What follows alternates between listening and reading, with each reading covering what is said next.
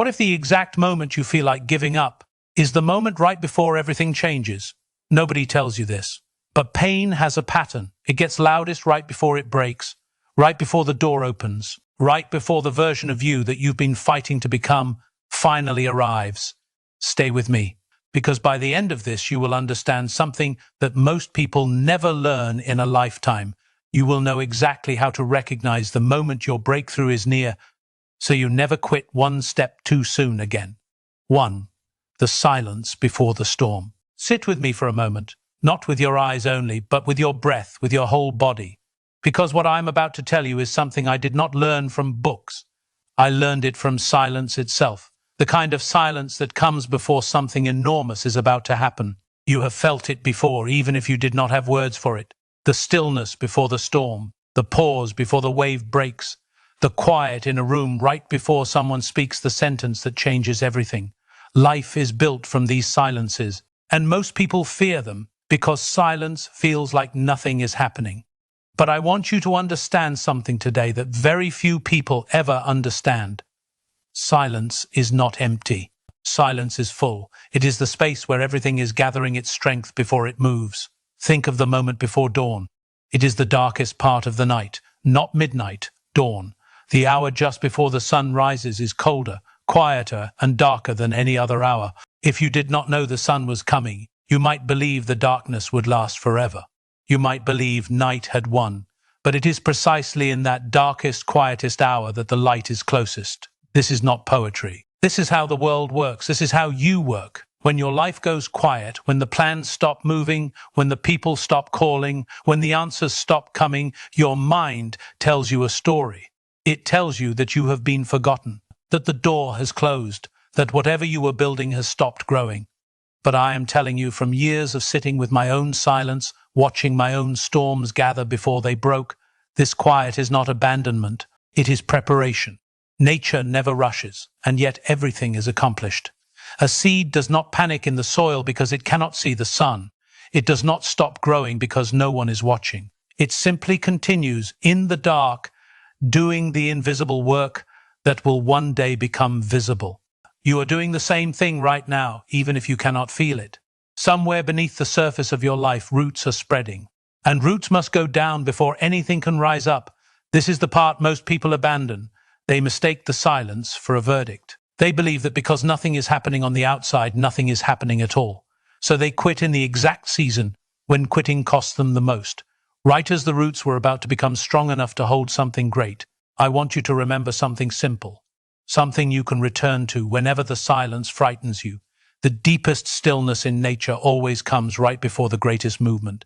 The ocean pulls back before it crashes forward. The archer draws the bow back before the arrow flies. You are not stuck, you are being drawn back, so that when you are released, you will travel farther than you ever could have without this pause. But here is what I have not yet told you. The part that changes how you see every difficult season of your life. That silence you are so afraid of does not stay silent forever.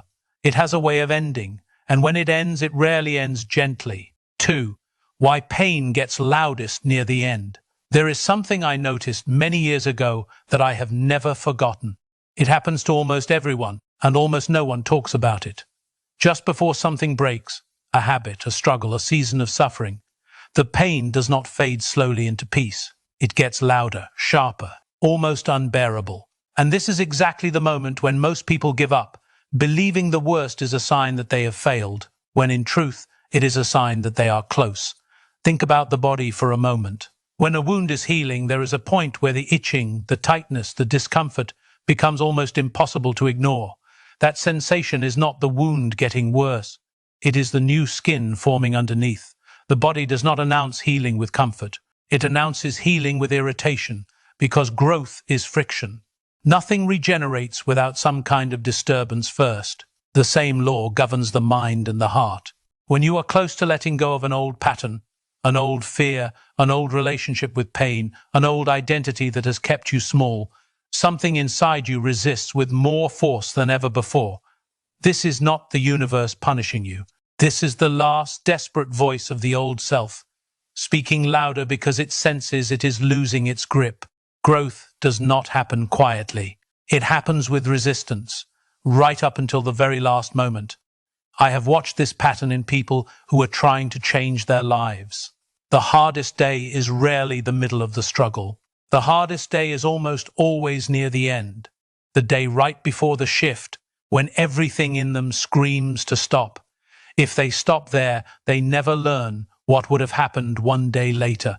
And this is the tragedy I have seen more than any other. People abandoning their transformation in its final, loudest hour, mistaking the intensity of the pain for proof that they were never going to make it.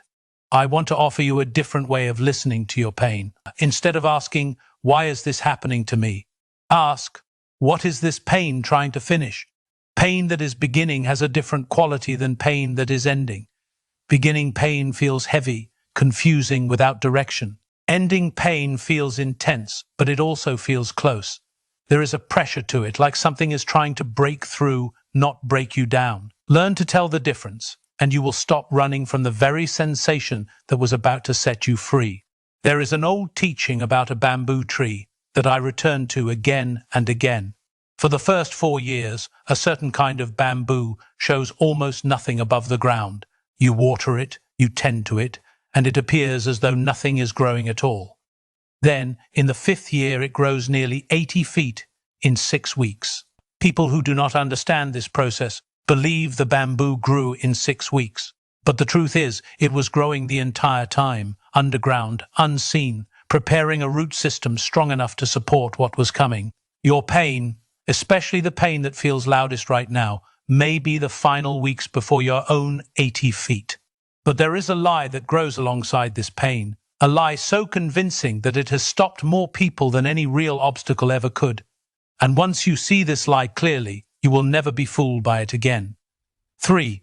The lie called too late. Of all the voices that speak inside a struggling mind, none is as quiet, as convincing, or as destructive as the voice that whispers, "It's too late for you." Not loud like fear, not dramatic like despair, just a soft, tired sentence that settles into the chest and slowly convinces a person to stop reaching for the life they were built for. I want to examine this lie with you closely, because it does not attack your strength. It attacks your timeline. It does not tell you that you cannot succeed. It tells you that you have missed your window to succeed, and this is why it is so dangerous. A person who believes they are not strong enough might still try, but a person who believes they are too late will not even begin. Where does this lie come from? It comes from comparison, and comparison is a poor judge of time. You look at someone who achieved something at 20, and you are 35, and the lie whispers that your chapter has closed. You look at someone whose pain ended quickly, and yours has lasted years, and the lie whispers that you were simply not chosen for a different outcome. But comparison cannot see roots, it can only see fruit. It never accounts for the years someone spent underground, unseen, before anything above the surface appeared. Time does not work the way fear tells you it works. Fear tells you time is a straight line with a deadline at the end. But wisdom tells you time is a season, and every season, no matter how long it lasts, ends in exactly the moment it is supposed to end. Not one day early, not one day late. The tree does not apologize for blooming in its own season instead of another tree's season. It simply blooms when it is ready, and no one questions whether it bloomed too late. Consider this. The very fact that you are still here, still listening, still searching for meaning in your struggle, is proof that your window has not closed. A window that has truly closed does not still ache. It does not still hope. It goes numb. But you are not numb. You are aching, and aching is not the sound of an ending. Aching is the sound of something still alive, still reaching, still trying to grow toward the light it has not yet reached. I want you to release this lie the way you would release a stone you have been carrying for years without realizing how heavy it had become. You are not late. You are exactly where the silence, the pain, and the timing of your own life have been preparing you to be. The darkest hour, the loudest pain, the longest wait. None of these were signs that you were forgotten. They were signs that something in you was almost ready. And when you finally understand this, not just with your mind, but with the quiet, settled knowing that lives underneath your thoughts, you will stop asking whether it is too late, and you will start asking a far better question. What happens next now that I finally know the truth about timing, about pain, and about the silence I was so afraid of? That question is where your next season begins. 4. What the mountain teaches the climber. There is a reason people have always been drawn to mountains. Not because they are beautiful, though they are. Not because they are difficult, though they are that too. People are drawn to mountains because a mountain tells the truth about struggle in a way that words rarely can. When you stand at the bottom of a mountain and look up, you cannot see the whole path. You see the base, maybe the first stretch of trail, and then the mountain disappears into cloud. This is not a flaw in the mountain. This is the nature of every great climb. If you could see the entire path from the bottom, it would not test you. It would simply be a walk. The not knowing, the cloud that hides the rest of the way, is part of what makes the climb mean something. I've watched people give up on their own mountains, not because the climb became too hard, but because the cloud never lifted. They wanted to see the summit before they took the first step. They wanted certainty before commitment. But certainty is not given to climbers. Certainty is given to people who have already finished climbing, looking back down at the path behind them. If you wait for certainty before you move, you will wait at the bottom of your mountain for the rest of your life. Here is something a mountain teaches that nothing else can teach as clearly. Every step upward changes what you can see, not the whole view, just enough to justify the next step. This is how real progress works. It does not hand you the entire plan. It hands you the next foothold. And only after you take it does the next one become visible. This is why so many people feel lost in the middle of their journey. They're looking for the whole map when all they were ever going to receive was the next step. I want you to notice something about the climbers who reach the top. Now, they are rarely the strongest, they are rarely the fastest. They are the ones who kept a steady rhythm, who did not exhaust themselves in the first hour trying to prove something, who understood that a mountain is not conquered with force. It is climbed with patience, one honest step after another, hour after hour, without needing applause along the way. There will be a point on your climb, there always is, where your legs feel finished before the mountain is finished with you. This is not a sign to turn around. This is the exact place where most people quit, which means it is also the exact place where the mountain becomes quiet, empty of other climbers, and entirely yours. The final stretch of any worthwhile climb is almost always walked alone, not because you have been abandoned, but because so few people choose to stay on the path that far. And this is where the mountain hands you its hardest, most necessary lesson, the one that has nothing to do with your legs or your lungs or your strength. It has to do with what you do while you wait for the clouds to clear. 5. The discipline of waiting without fear. Waiting is the part of growth that no one prepares you for. We are taught how to work hard. We are taught how to push through pain. But almost no one teaches us how to wait, really wait, without letting fear turn that waiting into torment. There are 2 ways to wait. The first way is waiting in fear. This is the waiting most people know. It is restless, it checks the clock, it replays old failures, it imagines every way things could go wrong and calls this imagining preparation, when really it is just suffering in advance twice for something that has not even happened yet. Fear waiting does not shorten the wait.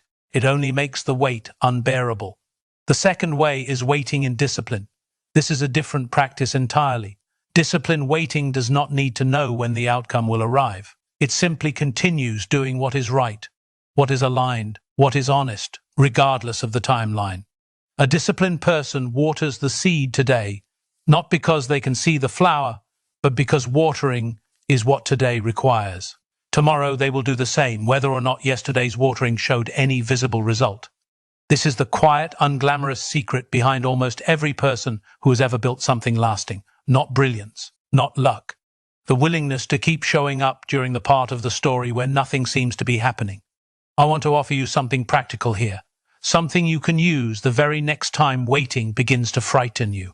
Ask yourself this question: am I waiting or am I hiding? Waiting is active.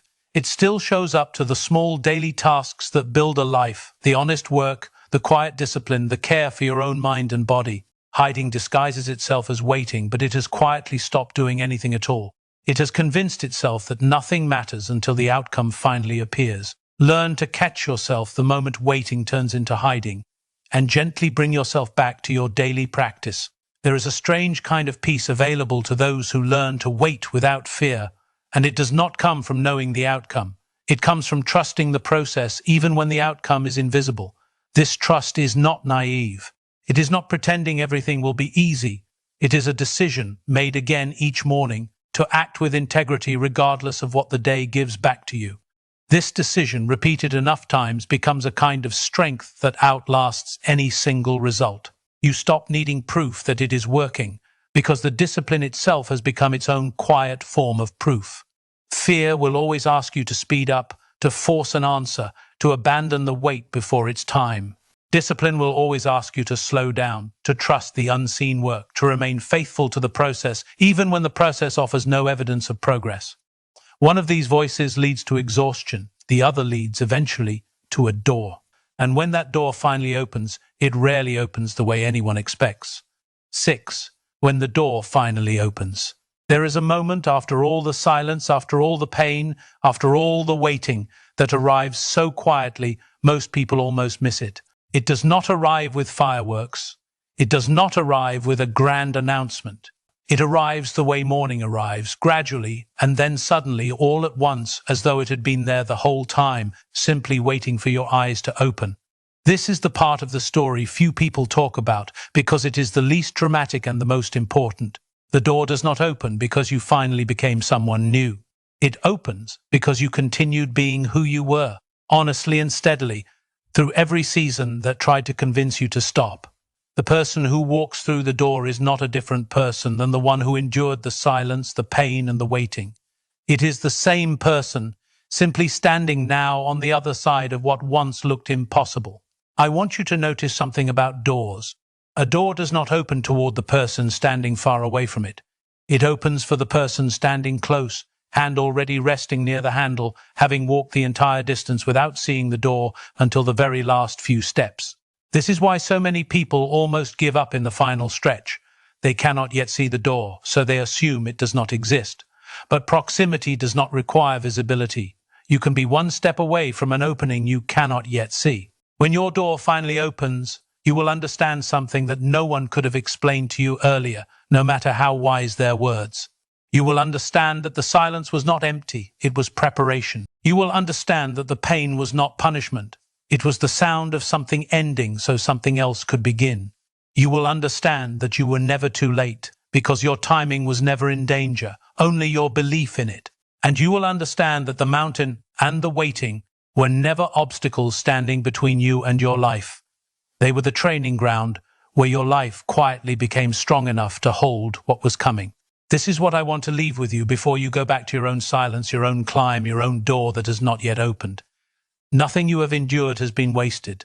Not the sleepless nights, not the doubts, not the moments when giving up seemed like the only reasonable choice. Every one of these has been shaping you, the way pressure shapes stone, the way winters shape roots, the way waiting shapes a soul that will one day know exactly how to hold something good without dropping it from fear.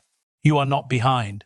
You are not forgotten. You are not too weak to finish what you started. You are simply in the part of the story that always looks the darkest right before it changes. The part every person who ever built a meaningful life has walked through, usually without applause, usually without witnesses, usually wondering if they were the only ones still holding on. You are not the only one, and you are closer than you think. Keep walking. The door is closer than the silence made it feel.